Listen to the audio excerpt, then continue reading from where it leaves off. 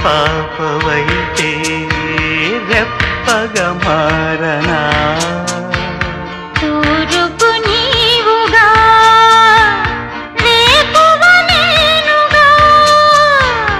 అల్లిక పాటగా పల్లవి ప్రేమగా ప్రేమించే పెదవులొకటై పొంగించే సుధలు మనవైతే జగతికే అతిథులే జననమౌదిన ప్రేమ జంటకి ఓం నమః